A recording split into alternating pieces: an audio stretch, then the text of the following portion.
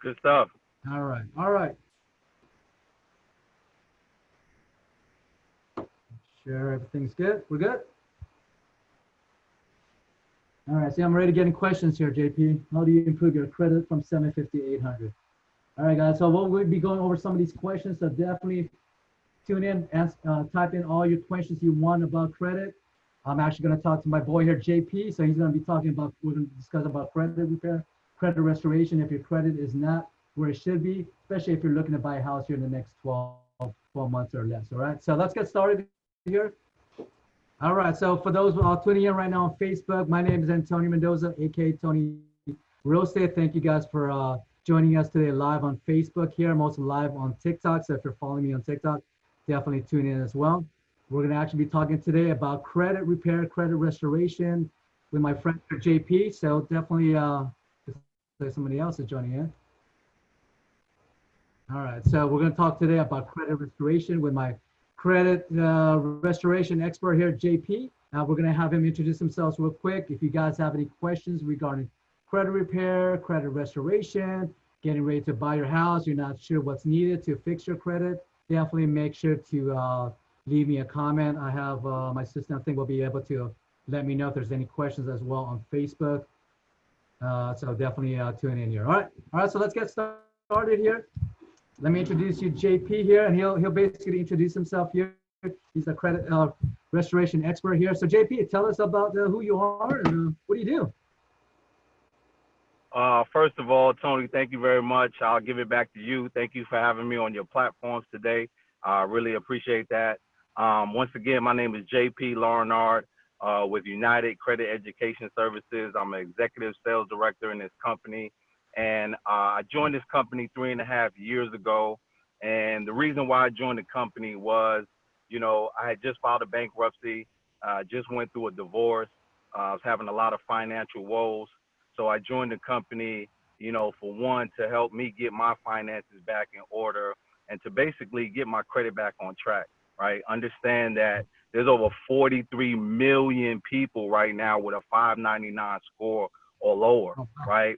And a lot of people believe that, hey, I'm in the 600s, I'm good, right? I got a good score. But actually, when you look at your true FICO score, the score that's used by 90% of the lenders out there, right? When you're going to get a home, a car, a loan, anything like that, they're looking at your true FICO score. And a 600 in the true FICO score module actually has you in the poor category.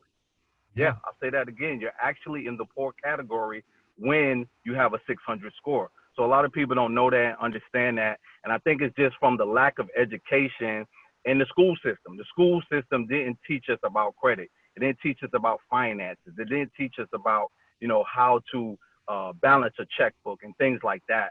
So that's what our company does. It teaches us financial education, financial literacy. It basically shows us how to get out of debt and get our credit back on track so we could obtain that amazing buying power back. Awesome. I appreciate it. Yeah, I appreciate you jumping on this Zoom call today. I know, with everything with, I don't know, how it is in your area here, but we just went back on a little bit shut down a lot of the bars and gyms already. So there goes my hobbies, right? So no bars, no gym. What am I going to do now, right? I guess I got to sell real estate. Absolutely. You already see me right here, right? So I'm upset right now. The gym's closed there too. Oh, the gym's closed as well over there where you're at? They haven't closed them yet, but they're on the way. I'm actually in the Atlanta, Georgia area, and they're on the way of shutting everything down just like you guys. So unfortunately, we're going to be back to phase 1 again. Yeah, unfortunately. But the good thing is right now is that's why we're having these conversations, because a lot of people, for those that don't know me, of course, I'm a real estate broker, ABM Real Estate Services. I've also have a background in mortgages, been doing that since about 15, 16 years in the mortgage industry. So, I deal with a lot of buyers, and of course, we're live here on TikTok as well. I get a lot of buyers here off TikTok as well that are always thinking of buying a house right now, especially right now with the quarantine. It's better to be quarantined when you own your own house than quarantine when you're renting, right? Where they can just kick you out of that house. So it's always important right now, to be able, especially when you're thinking of buying a house, to know what you need, because a lot of times people like they watch my videos or they call me directly, ask, hey, I'm ready to buy a house. We run their credit. They're like, no, you're not ready to buy a house because your credit's in the 500. Just paid the car payment 3 months ago or whatever it is. You got collections, whatever the case is. And so this is definitely good information that we're going to share today because a lot of people don't really know what it takes to necessarily buy a house, but more important, before even buying the house, what having a good credit history is important. So that's what we're going to kind of share with us today in this video today, and here on our Facebook Live and TikTok Live is why it's important, to have good credit history. Why it's important, to pay your bills in time, and also some different tips and strategies that I'm sure you'll share with us as well as what they need to do right starting right now. It doesn't matter if your credit sucks, right? A lot of people, like I said, we said 43 million people have 599 credit score or higher or lower. I Hold agree on. with you because I run credit. I see people's credit report all the time. Their credit is 600, and so I mean, when I see a credit score over 700, I get excited. I get like, whoa, it's time to party. I don't Right. even Time to buy a house. right, exactly. Yeah, let's go. I get excited when I see a 700 credit score, and even a 700 credit score is just really just kind of average, to be honest with you, right? So we're gonna go ahead and kind of dig deep here. And like I said, for those who are watching right now on Facebook, thank you guys for tuning in again. If you guys have any questions, definitely let me know or shoot us a message here. And then of course here on TikTok, I'm already getting a lot of people asking questions here. So we're just gonna get into it. So first of all, I know you mentioned about your current situation. I mean, what do you see right now? I know you said there's a lot of people with 580, 599 credit score or lower. What are you seeing the biggest issue right now with a lot of people? Is it just they're not paying their bills on time, or they just don't have the credit, the literacy as far as credit is concerned? What do you think is the big issue right now you're seeing? Well, to be honest with you, Tony, it's a combination of a lot of things, right? First and foremost, it's just that lack of education, right? That lack of knowledge of knowing the elements that actually make up your credit score, right? How do I obtain a good credit score? We also have the pandemic going on right now, Sure. right? So millions of people are losing their jobs, they're being furloughed, things like that. So the income is not coming in anymore. And now when the income isn't coming in anymore, they're not making their on-time payments. All right. So understand, I'm going to always speak about your true FICO score because that is what 90% of the lenders are looking at, right? So people might be asking, well, what's the difference between your FICO score and another score, right? Okay, so understand that your Vantage score, right? This is the score that's made up by the three major credit bureaus, okay? Your FICO score, that actually stands for Fair Isaac Corporation or Company, right? They were two gentlemen, one named Mr. William Fair and another one named Earl Isaac. And they came out with the FICO scoring module. Okay. So the credit bureau said, hey, these aren't going to be the only guys in business. So let's come up with our own scoring module. Right. So a lot of people out there, every time you ask them, hey, where did you check your score at? And a lot of people say Credit Karma because one, it's free, and other, that's just what everybody knows. Right. Mhm. But when you're talking about your true FICO score, there's five elements that make up your true FICO score. Okay, that's payment history, which counts for 35%. You have 30%, which is your utilization. That means your debt to income ratio. Then Mhm. you also have your age, right? Some people like to say history. I like to say credit age. That's 15% of your score. And then you have a credit mix, and then you have new inquiries that make up the other 10% each. Okay, now a credit mix are things like a mortgage, a car loan, a school loan, an actual loan, revolving credit, meaning your credit cards. So a lot of people ask me, well, JP, why does that even factored into the element? Because all those things you're naming, you want me to be in debt to obtain those things, right? Yeah. And absolutely, they're saying, yeah, we want to see how you manage money. So the only way we can see how you manage money is if you obtain debt, right? So the more things that you have in your name and the more things that you're paying on each and every month, that is what's going to increase your score. Now, understand this, right? For every one late payment that you have, you actually take away three good payments from your profile. I'll say that again, Tony. For every one late payment you have, you take away three good payments. So if somebody has 4 late payments, let's say they have a charge off, a collection, a bankruptcy, all of these things fall inside of your payment history section. Okay. So if payment history is 35%, and then you have your utilization, which is 30%, those are the two biggest elements of the pie chart. So those two elements alone account for 65% of your score. So when people don't pay their bills on time and they keep their balances high, they're messing with 65% of their score. So this is the reason why millions of people are in credit trouble, because they're not paying their bills on time and they're keeping their balances high, right? We're talking about revolving credit cards. We're talking about loans that they have out. We're talking about a mortgage, car loans. All this piles up into your utilization area, okay? And now your credit age, we tell people all the time, if you have an old account, let's say you had an old Sears card or old JCPenney's card has been open for 15 years and you're not using it, a lot of people actually close that account, right? But when you actually close that account, you're actually hurting your score, because now you just took away 15 years of age, okay? And what they do is they take all of your accounts. So let's say you have a mortgage, a car loan, a school loan, a couple of credit cards, and then maybe another loan that you borrowed some money from the bank. They take all of those accounts, they add the years and the months up, and they divide it by the number of accounts. That's what makes up your credit age. So if you remove a 15-year-old card, now you're lowering your credit age, and that's the hardest thing to get back, because it takes time to build your credit age, right? So we tell a lot of people all the time, you got to pay your bills on time. You got to keep your balances low. And the main thing while you're trying to obtain that house, you want to stay away from trying to go out and get new things like the new car or the new credit card or the new loan, because I know in the business, when you see that's a red flag automatically, right? Because they're piling on so much debt, now they can't even apply or get into a good loan for a good mortgage for a home, right? So that's just the education that we're teaching, to let people know the elements of their actual score, what makes their score count, and what are the good and bad habits that a lot of people just don't understand.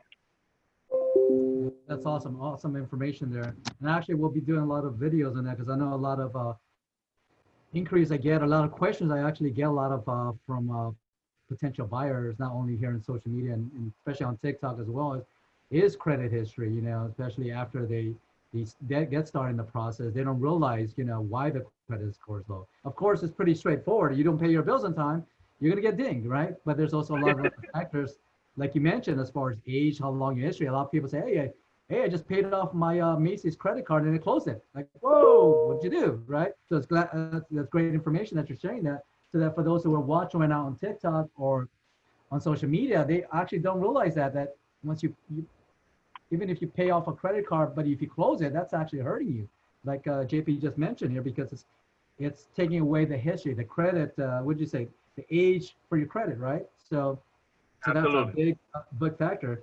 And another thing that you talked about, I mean, of course, it's pretty straightforward. You guys don't pay your bills on time, it's going to hurt your credit. Simple as that.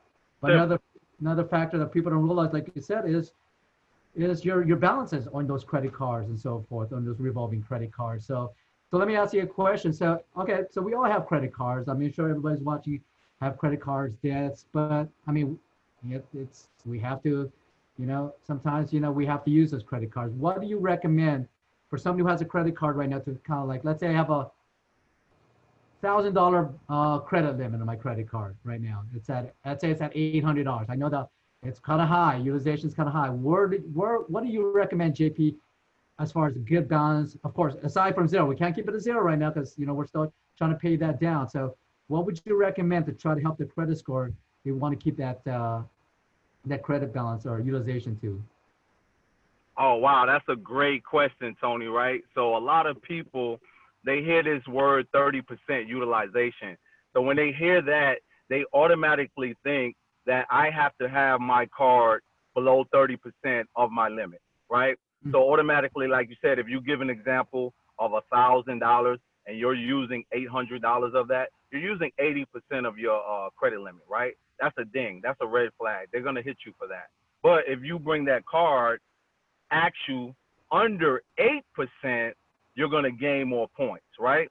A lot of people probably can't do that. Like you said, they can't make those big, large payments right now. They're in debt. They might be using their card for bills and things like that. But if you can bring it down to 30%, you'll be in the fair category and you can actually gain some points. Now, here's a trick. For all your listeners out there, everybody that's live, if you can write this down, this is a guaranteed trick to give you some points. Okay, so what you want to do is take your limit, whatever your limit is. Okay, let's say your limit is 1,000. You're gonna times that limit by 0.689. I'm gonna say that again. You times your credit limit, whatever the limit of the card is, times 0.689. Okay, and when you do that, that is called the 68.9 threshold. And what that does is if you have a card that's maxed out and you can bring that card under that 68.9 threshold, the FICO algorithm instantly gives you points because you went over a threshold. So understand, every time you pass a threshold, whether you go over it or go under it, you're either going to gain or you're going to lose points. So that's big in the utilization area. So bringing each card down anywhere from 1 to 8% is the excellent range. Bringing it under 30% is in the fair range. They're going to gain points that way. But for those that have it maxed out to the T, if you can just get it under 68.9, you will be gaining some points and it'll get you back on the road to recovery. Awesome. Thanks for that tip. So just as a recap for those who are watching right now, he just gave us a great tip there. So if we understand it's hard to pay off a balance or pay it off, but if you can just give it to that threshold of 68.9%, like JP just mentioned, that alone can definitely boost up your credit. Because a lot of times, I mean, especially for those who are watching right now who are thinking of buying a house, maybe the credit may not necessarily be under 600, but I want people to really understand there's people that have a 620 credit score, 640, especially when you're applying for a mortgage or applying to buy a house. It's like there's also a threshold when you're applying for a mortgage or trying to get a better rate, because somebody with a 680 or higher credit score is going to get a better rate than somebody with a 660 or lower, or 620 or lower. Some banks right now won't even finance you if your credit score is under 640. So I want people to really understand that. So just this tip alone. So if you're looking at your credit right now, or you've been denied or getting denied because your credit score, let's say, is only 620, but you need to get to the 640 because your lender said you need to be over 640. Do that trick that JP just shared with us right now, is just maybe just paying that balance down to under 68.9 might do the trick and get that credit score high enough, which not only help you to qualify, but more importantly, will help you get a better rate. And the reason having a great rate is important because that's going to help your payments, right? That's going to keep your payments lower. So pretty straightforward with that concern. So all of those little things is very important, because of course there's people that pay their bills on time, but their credit cards are all maxed out, right? So just a little trick can definitely help you increase your credit score. So let me look at some of these questions here, JP, and maybe you can answer them, right? So because I'm getting a lot of questions here on TikTok. So definitely. yeah, let me see. Okay, we have one here. We're looking. Okay. Making sure it's credit, not the loan or question that you have to answer about loans. Gotcha. Okay, I have somebody here. I mean, somebody actually has a question. So how do we improve my credit from a 750 to 800? So they actually have a pretty high credit score right now, but I guess they're trying to even get it higher than that. Well, any tips that you can share for somebody who's already in the higher threshold as far as credit score, but maybe want to get it a bit even higher, right? Okay, so that's a good thing. Tony, let me ask you a question. Let me see if you know the answer to this, and then you can relay it to your viewers and your watchers. What's the difference between and I'm talking your true FICO score here, what's the difference between a 740 credit score and an 810 credit score? What's the difference besides the point value? Well, as far as if we're talking about mortgages, which is probably what most of my buyers or clients are probably be more concerned about is the FICO score as far as the credit. I mean, honestly, for somebody, it depends. Sometimes they want to even make a difference as far as the rates, right? But sometimes from a 740 to go to 800 credit score could be a difference of an eighth of a better rate, or not necessarily about interest rate, because a lot of times people get confused with the rates change. Rates, for those that are watching, rates when it comes to mortgage never change. The only thing that changes when it comes to interest rates is the cost for that rate. You're either paying a cost to get that lower rate or you're getting a rebate for that rate. So that could be a difference between a few $100s or a few $1,000s, right? So that's where the higher the credit score, the better for you because, yeah, I mean, 720, 740, you're probably going to be qualified for a loan. But now the second thing that you're going to be looking at is, can I get the best rate, right? And that's really what it boils So down to. great, and that's where you're at, right? You're actually in the ballpark, but in the true FICO scoring system, once you hit that 740, you're in the excellent category, Mhm. right? So like you said, you're basically going to get the best rates for that car. You're basically going to get the best rates for that home. So if I have a 750 and you have an 800, we're going to be in the same ballpark. We might be a little points off, but Yeah, we're right there because now we're in the excellent category. So for that person that wants to figure out, hey, I want to get my score higher, the reason why you want to go as high as possible is because when you start to obtain new things, right? Like getting a new home or getting a new car or getting a loan or extra credit cards, whatever it may be, your score is going to fluctuate. It's going to go down some.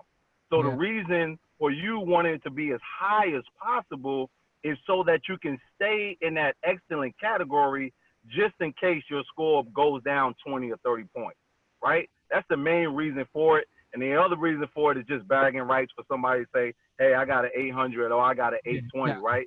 But tips for that actual person, they're in the excellent category. So that means they're doing a lot of things well already. That means they have good payment history. They're keeping their balances low. But a good boost tip for them, they would have to actually go out and get something what's called a SSL, and that's a shared secure loan. And basically, what it is you just go into the bank, ask them, hey, do you guys offer shared secure loans? And you could just take out a loan on your own money already, leave that loan on your profile for over a year, and then take the money that you already have, right, that you're borrowing on, and just pay it back in increments, right? Now, what that does is puts another trade line onto your credit profile, and you're just paying it back, but you're leaving it on there for the history and also the good payments each and every month. So what I also tell people when they get those, since you already have the money because you're using the money from your savings account, just make a big payment on it. And now when you make a big payment on it, let's say you opened up for 1,000 and you bring it down to $300. Now you instantly took $1,000 loan and decreased it to 300. The FICO algorithm is going to give you major points for that because you just took a new account that was new and had a balance and you brought it down to 30%. So that would be a nice way for somebody that's in the excellent category to increase and get some extra points. But like you said in the beginning, that person's already in the excellent category. I know they probably just doing it for bragging rights or yeah. just trying to keep that buffer right there so they can stay in the excellent category. Excellent, excellent. Let me ask you a question. I mean, what's your thoughts? I had a client actually on TikTok message me earlier today. She's thinking of buying a house in the next 12 months, but one of her family members wants her to co-sign in buying on a car. What's your recommendation, or what do you think about that? I know what I think, but what do you say? What would you say? Absolutely, positively not. No way, Jose. Right? Because once again, if she co-signs, she's basically taking responsibility for that debt. That's Yeah, going to go on her profile. That's going to add new money to her profile, right? And also, God forbid, that person who she's co-signing for, they miss a payment, right? Or they get a 30 or a 60-day late or a 90-day late. Understand how the system works, right? So when people actually see a 30-day late, right? Understand this. When you have a loan, your mortgage, your car note, a credit card bill, that company is giving you 30 days to pay, right? So now when you don't pay in that 30-day time frame, they're going to give you a late charge, right, from their company, right? Yep. The next 30 days, when they still don't receive a payment, they're now going to report you to the credit bureau for being late, correct? So Yes. in actuality, a 30-day late payment is really a 60-day late payment. Mm-hmm. A 60-day late payment is actually a 90-day late payment. Yep. And then a 90-day late payment is really a 120-day late payment. So sometimes a 120-day late payment can actually act like a bankruptcy on your profile. That's how many points it can hurt you. Anywhere from 150 to 175 points for having a 120-day late payment on your profile.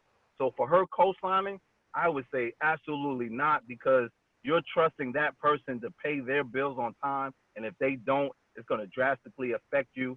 And that amount of money, let's say the car is 20 grand. Now, all of a sudden, she's going to have 20 grand worth of money in a car loan on top of that. And that might prevent her from getting the mortgage or getting the home that she wants at the best interest rate.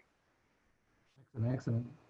Great tip there. So let me ask you another question here. I know I get questions a lot. A lot of also younger people also thinking of buying a house, because there's buying a house, we don't discriminate. You can be, 18, and if you qualify, make enough income, your credit's good, I'll sell you a house, right? I have no problem with that. Right?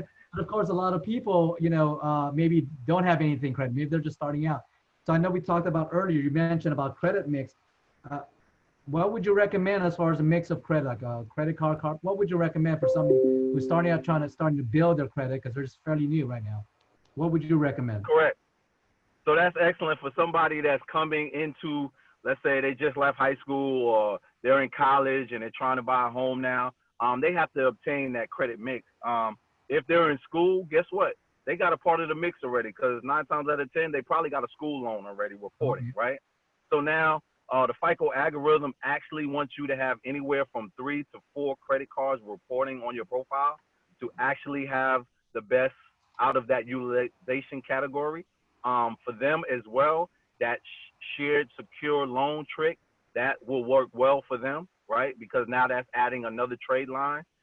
If their score is not where it needs to be to actually get some credit cards on their own, they can go the secure card method, okay? For your viewers that don't know what a secure card is, that's basically when you actually ask a bank for a secure card, you put your own money up front, whatever it is, let's say $300, $500, $600, and that's going to act as your credit limit. And they're going to hold that money for you for a certain amount of time on that secure card.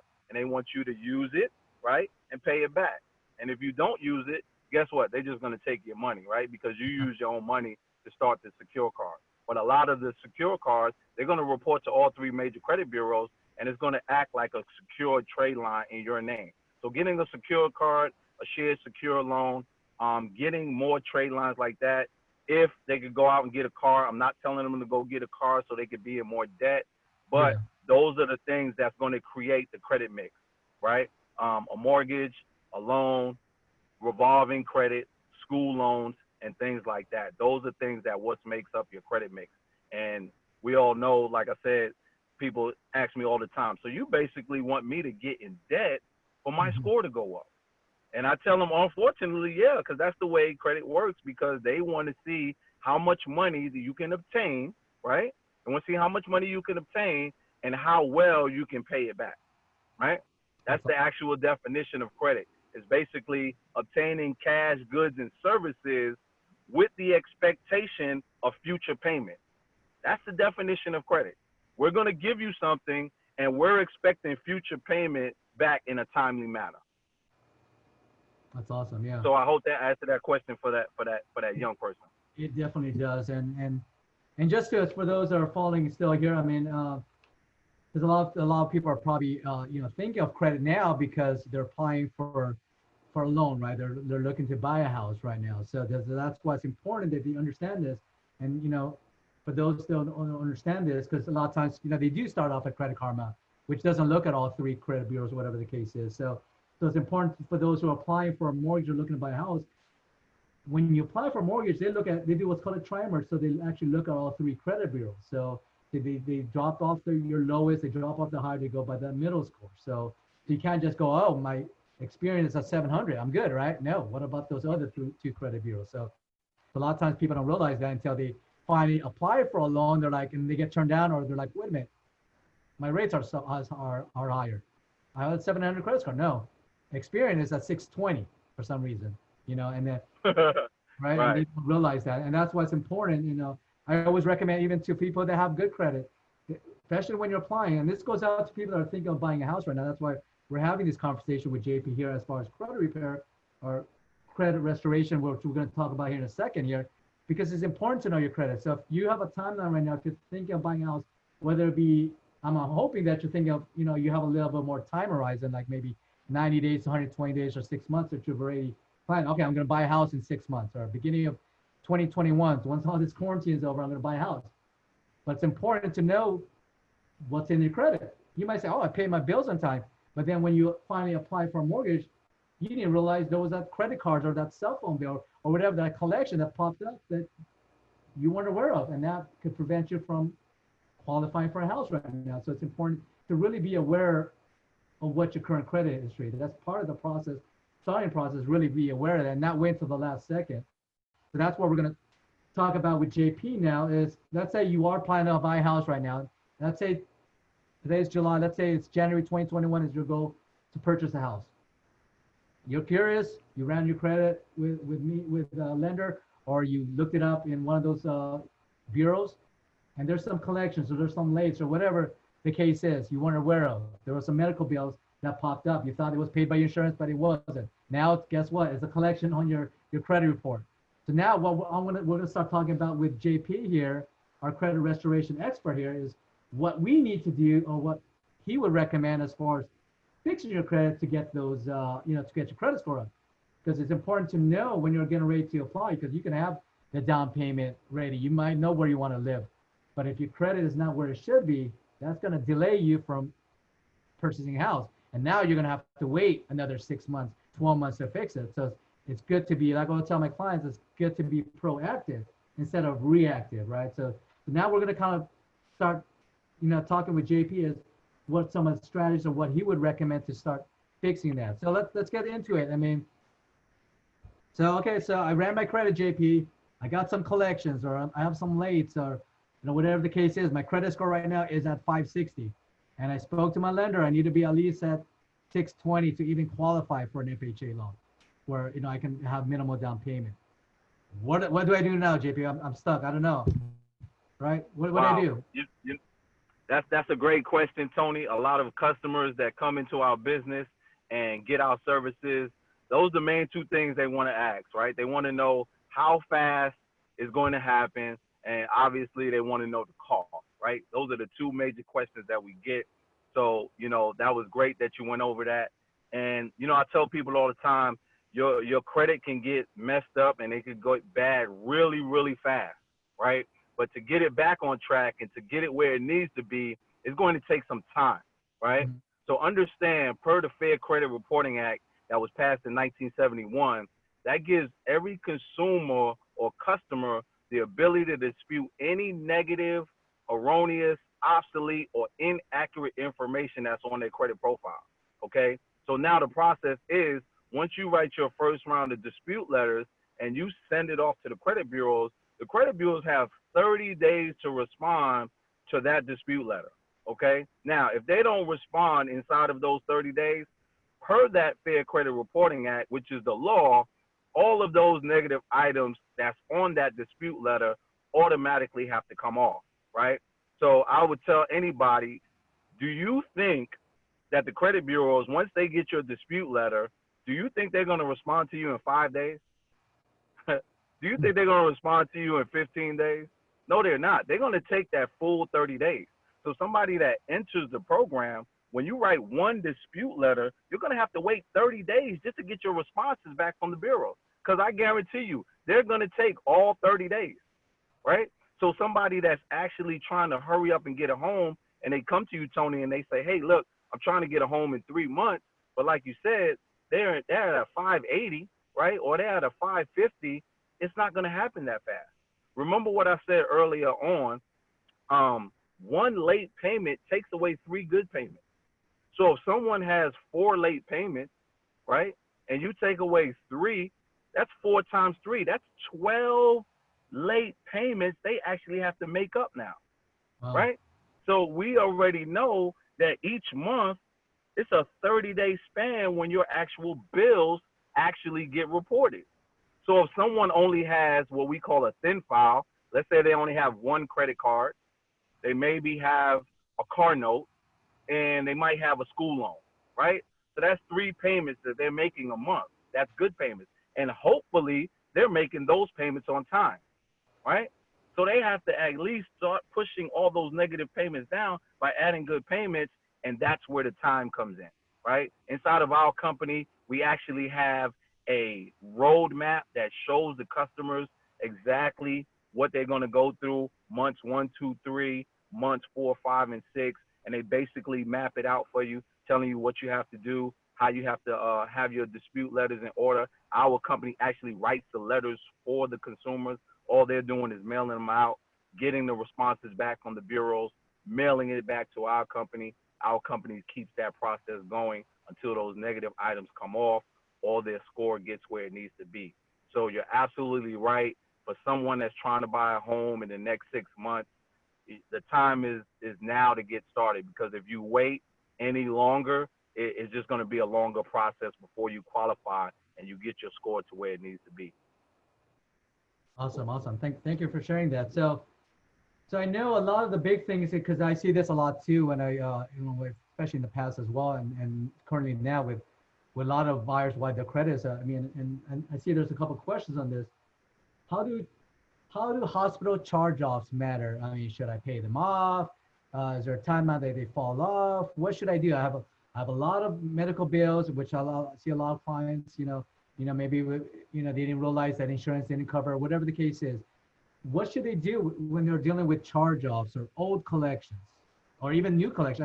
I have one as well. If you can talk about this, I have another one I just mentioned. They have a 680 credit score, but they have a collection. Is that okay? I'll share them in a second, what mortgages are going to say about this. But give us your share, your tip or your advice as far as dealing with collections or charge-off on the credit restoration portion of it. Okay, so understand that a lot of people say that, hey, is it just going to fall off after a certain amount of time, or is this even supposed to be on there?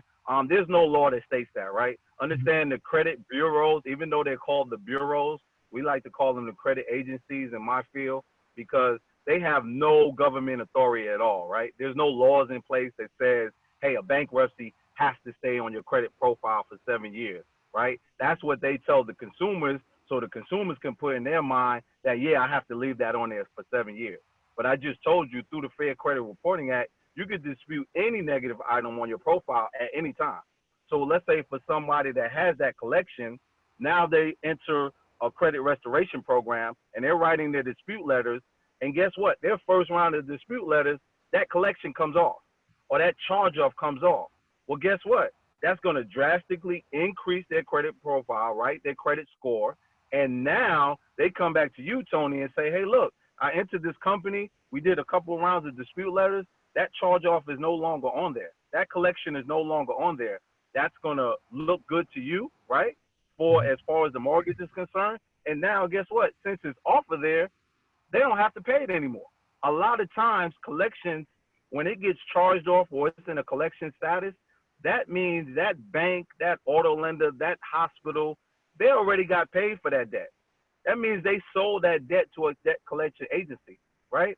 You didn't have a contract with the debt collection agency, right? Nobody at the debt collection agency worked on your ankle when you twisted your ankle, right? It was somebody from the hospital. So once they sell that debt off to that debt collector, you're no liable for that, because that actually negates the contract between you and the original creditor, right? And that's what the creditors do, because they know a lot of people are going to fall on these kind of things. So they just sell it off to the debt collections agency, collects the money, and now they let the debt collection agency go after you. And all they do is charge their interest and their fees for obtaining the debt. So a lot of people don't know that all the time. So removing it through the dispute process is a good way for somebody to get something off and not having liable or be liable to pay for it. So I tell people all the time, listen, if it's already in collection status, if it's already in charge-off status, guess what? It's already negatively affecting your credit score anyway, right? So I would tell them a lot of times, get into a program that's going to dispute that stuff for you so you can remove those things and you can get the home or car or whatever you choose with your buying power from your credit going up.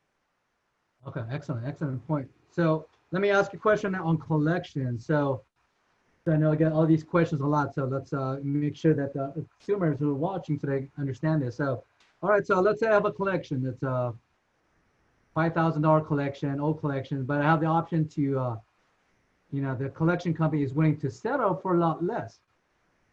Is that okay, or is it not? Okay, that's an awesome question, Tony. That's an awesome question. I love it. So a lot of times people do that, right? And now they say, hey, they're going to settle for less. That gets them excited. They run out and go pay the bill. But here's the thing.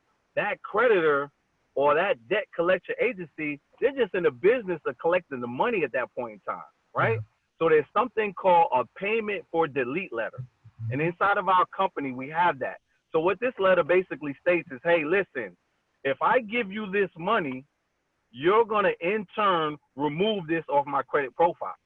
And if they agree to that, then I would say, yes, absolutely pay that debt off at the lower rate, have them be liable, get that letter notarized and signed, and now you have some proof if they don't move it off your credit. A lot of times they just collect the payment and there's no payment for delete letter in play. And then that credit or that debt collection agency says, hey, we're not going to remove it off your credit. That's something that you have to handle. So now guess what? They paid the debt off and now they still have to go out and get into a credit restoration program to remove it off their credit profile. So I tell people all the time, investigate. A payment for delete letter is what it's called. Awesome. So yeah, so just to recap for a lot of the people that are watching, because a lot of times, you know, they want to pay it off, or they know it's a debt that they owe, but they, of course, they don't want to pay for the full, but they forget, they settle with the creditor or the collection company for maybe even, you know, 10 cents to the dollar, but then they don't get that deletion letter. And then guess what? They're like, wait a minute, they're talking to me and they're like, well, I paid that off already. And they're like, well, sorry, sir, it's still here. And not the beauty, but the worst part of it, it's like an old collections, but because they paid it off, it just reactivated, right? So kind of educate us a little bit more what that does. Because, I mean, for a lot of people that don't realize that, because there's timelines or history that when you start talking to another credit company or collection again, it kind of like restarts the clock. Is that true or not? Absolutely. Every state is different. That's what you call statute of limitations. So whatever state you're in, you can look that up, and they have what they basically say, hey, look, if it's been this long, this creditor cannot, or this debt collection agency cannot come after you for that debt anymore. But if you do agree to a payment plan, or you do say, hey, this is my debt and I am going to pay you back, now you start that statute of limitations all over again, right? And now it could have been something that was passed. You get into a credit restoration company. Now they dispute it. They know, the bureaus know that it's statute of limitations on it. And now it comes off your credit profile without you having to pay one red cent. But now that you go to agree to pay it, you go to agree for a settlement, now you start that statute of limitations all over again. And now they have a whole bunch of time to actually go after you for debt. So yes, you're absolutely right.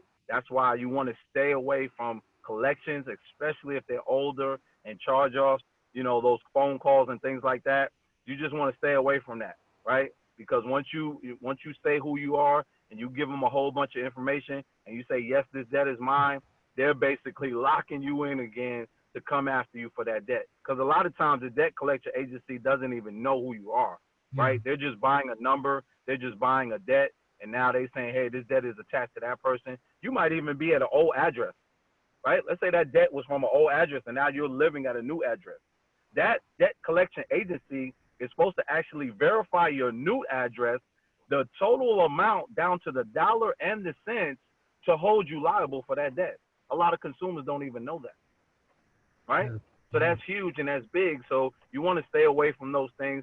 I'll tell anybody before you give your money to a debt collection agency or a collection or a charge off that's been on there for years, um, join a credit restoration company, right? Get the facts, understand what they're going to do for you through the Fair Credit Reporting Act. And now all of these debts and things like bankruptcies and foreclosures and tax liens and all these kind of things can be removed just through the process of the Fair Credit Reporting Act. That's awesome. All right. So in the last few minutes here before we wrap it up, let me ask you, for what you do, because I know a lot of people, okay, great. This is great information, Tony and JP, but all right, what do I do next, right? So my credit sucks. You've educated me what it takes to build credit. So moving forward, I know what I need to do, right? But I don't have time, JP, to write letters. I don't have time to contact my credit bureaus. I have a full-time job I'm doing every day. So what do I do next? I see a lot of people advertising credit repair or law firms or whatever the case is. Who should I believe? Or what's the process? What do I do next? So if you can educate us here, you're in the last segment here. Let us know what you offer and what you recommend for anybody that may be thinking of hiring someone to do credit repair or credit restoration. Whether they do it, of course, on their own.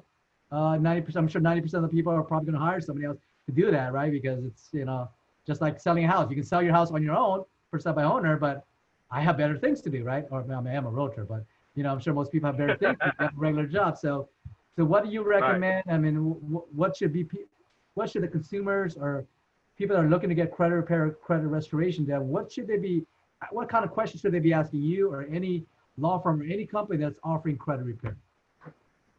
Absolutely, that's a great question. I'm not going to speak to a lot of the other credit restoration companies out there. I know a little bit of what they do, but I know what our company does. United Credit Education Services. Once again, my name is JP Larnard. You can reach out to me personally. I'll leave my number with you, Tony, and my information where they can contact me. But the way our company works is you join the system. You also become a part of what they call a protection plan membership. So not only does our company help you with credit restoration, we also help you with finances, right? We have a debt payoff system. We have a budgeting tool. We also have something that's called our My Care plan. And what that holds is our will, living trust, and financial and medical power of attorney. So we know right now in this times that we're living in, right, God forbid something happens to you, are the things in place that's going to take care of your loved ones. It's going to take care of your family, right? So we have 12 other services inside of our credit restoration program that's basically going to help you, right, with your finances, with your family, and with your future, okay? We also have identity theft monitoring. We have a smart credit program where you actually can have your own smart credit app where you can monitor your score, look at your scores as it's going up and it's going down. We have credit attorneys that fight on your behalf for things like debt harassment. Okay, people calling you all hours of the night, right? People trying to hassle you for a debt. Our credit attorneys step in and fight these battles for you while you're in our credit restoration program, right? And once you join our program, the company, they make a soft pull on your credit. They pull everything on your credit profile, right? Now, when I mean everything, I mean everything. So let's say, for instance, Tony, you have only 2 things on your credit profile, and then they pull mine, and I have 20 of them, right? What our company does, it doesn't matter. If you have 1 or 200, they're going to attack all of them all at the same time to all 3 major credit bureaus, okay? So if you have 20 of them, they're going to be a list of 20 items on each of your letters going to each 3 of the major credit bureaus, which is TransUnion, Equifax, and Experian, okay? Now, once you get those letters, they're going to mail the letters to you. All you have to do is look at the letters, make sure it's you, sign the letters, send it in with your proof of ID, and mail it out to the credit bureau. Just drop it in the mailbox. That's it. Now, once the responses come back to you, because per the Fair Credit Reporting Act, the bureaus are going to send you the information.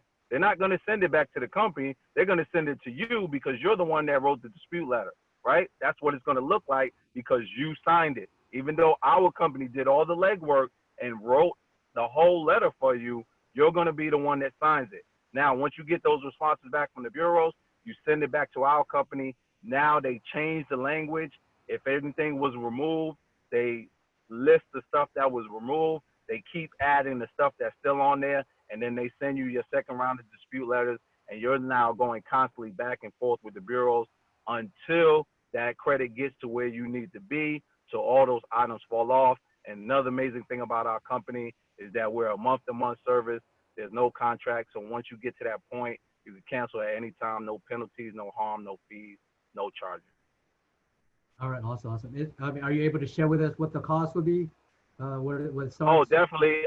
For anybody that joins our system, with this program right here, it's just going to be $89 to start and $89 a month. And like I said, there's no contract. So you get into our system, you pay that one fee of $89, and you just keep paying $89 each and every month until you're satisfied with the program. You get your score, like I said, to where it needs to be, or those negatives fall off, and then all of a sudden you're calling Tony up again and saying, "Hey, Tony, I'm ready to buy a house. JP did an excellent job with his company." That's the way the process works. Awesome, awesome. And is your service, because I get a lot of followers on TikTok, they're all nationwide. I mean, is this just in Atlanta or is this just in California? I mean, Oh man, that's what's so great about our business. This is everywhere. This is nationwide, and we also operate in the Virgin Islands. Okay, so we're in all states of the United States and in the Virgin Islands. Okay, so I'm actually in Atlanta, but I can sign up anybody anywhere. Like you said, on the West Coast, California, Texas, Miami, New York. It doesn't matter, and that's what makes our company awesome, because we can go anywhere from the click of a button, from a laptop, from a phone, from a computer. It's easy as one, two, three. Once you get my information, you can be sent a link. That link can let you sign up, and then you're on your way. And you also have access to anyone that signs you up in this business, direct phone number to them and our corporate office. that's awesome, man. So, all right. So, I mean, we're going to wrap this up with you here. So I know thank you for taking the time to share some valuable information when it comes to credit repair here. So definitely, we appreciate it. I'm sure we're gonna bring you back here again, because we can talk for days. There's a lot more stuff to talk about credit repair. We just basically just barely touched the surface today. I mean, we can be talking all day because there's a lot more stuff to it when it comes to credit repair. So definitely appreciate you taking the time to join me, from your busy schedule, join me here on my show here, and being live here on Facebook as well as here on TikTok. So one last thing, I'm gonna give you the floor. The mic, one last thing, anything else you want to share, anything you want to add, any last nuggets you want to share here to people that are watching? This also will be shared later on YouTube. So make it count. No, I'm just kidding. Okay. Make it count. All right, cool. So once again, my name is JP Larnar. For all those listening, you can reach me at 678-431-2305. I'll say that again, 678-431-2305. That is my phone number.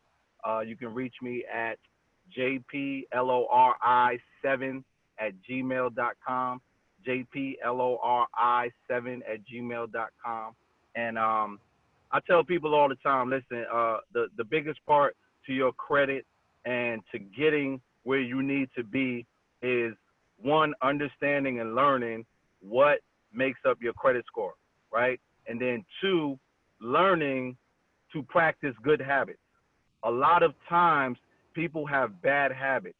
So once you learn what is right and once you learn what to do, now you can start practicing those good habits, right? Because if you can change your bad habits into good habits, that's mainly the key and the success to having a good credit score, right? You have to learn to know what to do, to know what's right, and to know what's going to effectively increase or decrease your score. And once you learn those things, and that's what our company teaches through our debt payoff system, our budgeting tool, and our credit builder program, sky's the limit once you know how your credit works, what the elements are, and how you can maximize the most points from each section that makes up your true, like I call it, not your FICO score, right? A lot of people go on Credit Karma and we call it the FICO score, but understanding your true FICO score. And when you understand that and the elements that make up that score, that's your on your road to your success and the key for you having your buying power back and having a good credit score. And once again, Tony, I just thank you for having me. I really appreciate me using your platform today to speak to your viewers and your audience. And I hope this touched someone. I hope this reached someone. And like I said, I'll be ready to do this each and every time. And you're absolutely right. This is just the surface. This is like credit 101, right? And I have books and pages of notes like this, so we can go all day and we can go every Yep. day. So anytime you're ready to have me back, I'll be more than welcome. And I really appreciate you having me again today. Awesome, awesome. Well, thanks again, JP. So I appreciate that.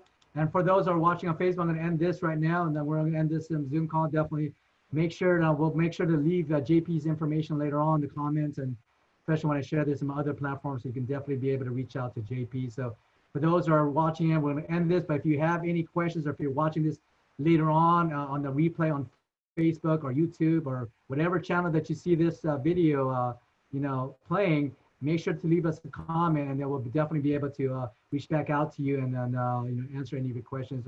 More importantly, be able to help you, whether it be buying a house or just getting you ready to buy a house, but making sure your credit is where it should be. All right. So thanks again, JP, for taking the time, and for those who are watching here in this call today. So if you have any questions, definitely feel free to reach out to me, and we'll end this call, and make it a great day, everyone.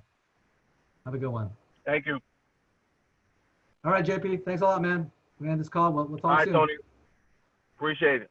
All right. Have a good one.